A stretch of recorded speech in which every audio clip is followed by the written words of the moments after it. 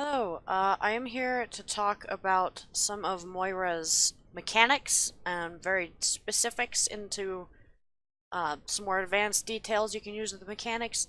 This isn't going to be a full-on strategy guide. I'm focusing just on details of her mechanics that you may not know.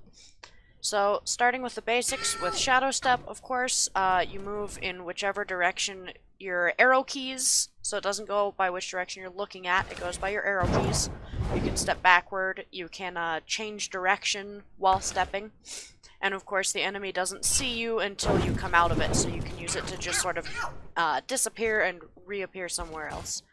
So that's the basics of Shadow Step.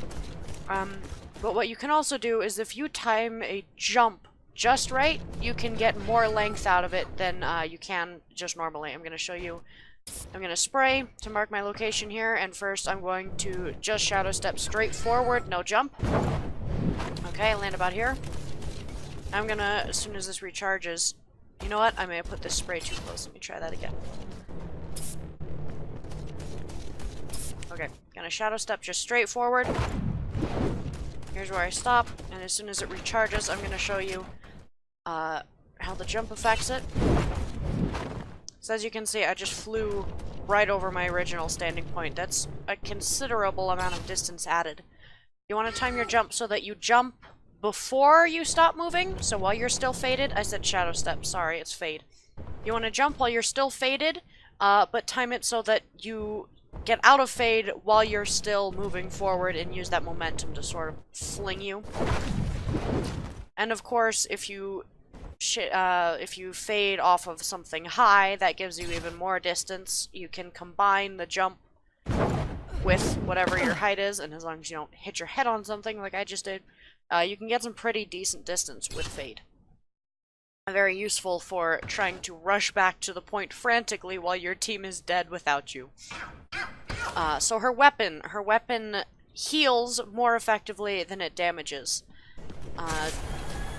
Any numbers, by the way, that I say, I got from the Overwatch wiki, which if you want, I'm not going to go too much into detail with a whole lot of numbers. If you want that, you can look that up. But she's a healer. She heals more effectively than she damages, but of course, as we know, she does still do a fair amount of damage. Her health bar, her health juice, whatever you want to call it, it takes about 45 seconds to recharge just on its own, which is a lot of time. You know, you can see it starts to very slowly tick back up. If you start doing damage, it only takes about 9 seconds to fill to completion. You can see how much faster that fills up. But again, that's basics, so I won't go too much into that. Damaging does give you a small amount of self-heal. And it's not a direct, like, the wiki says it's not a direct lifesteal ability, but what that means is that if Mercy damage boosts you, so you're doing more damage, you won't get more self-heal out of it. It's the same amount of self-heal, whether you're doing more damage or whether your enemy is taking less because of armor or whatever. All the same. So her orbs, again, they heal more effectively than they damage. The health orbs also have a higher maximum before they get used up.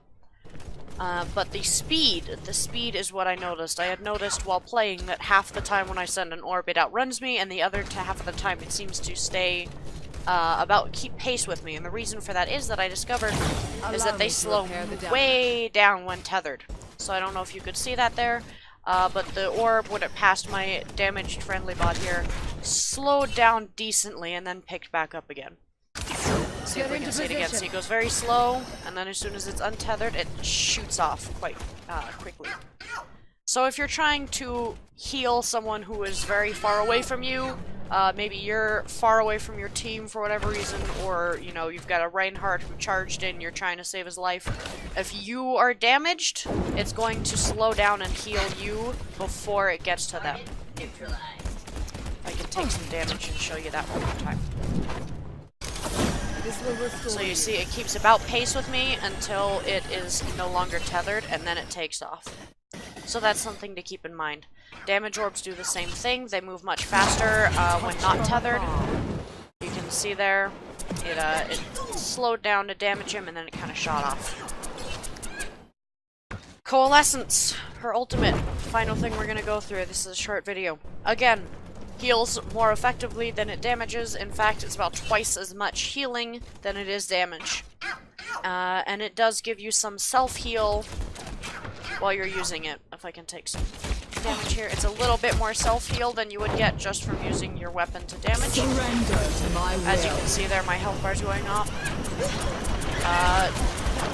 Yeah, so heals more than it damages. That's not to say that you should never use it to do damage. Just keep in mind that it's more effective at healing than it is at damaging. And I believe that's all we have to go over for sort of advanced tactics, I guess you could say. Not really tactics, but mechanics. I hope you find this helpful.